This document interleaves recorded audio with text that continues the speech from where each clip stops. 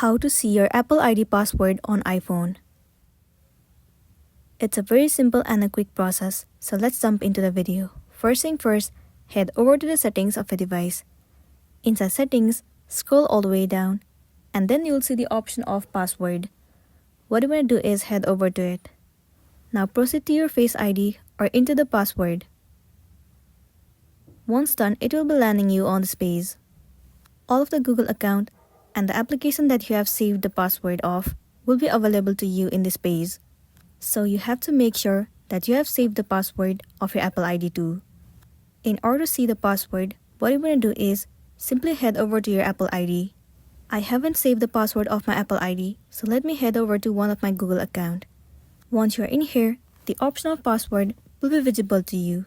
All you want to do is click on it and the password will be visible. After that, you will be good to go. But if you haven't saved the password, then you won't be able to see it. So make sure that you have saved it.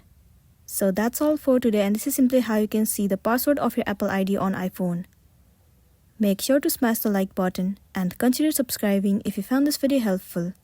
We'll see you in the next one.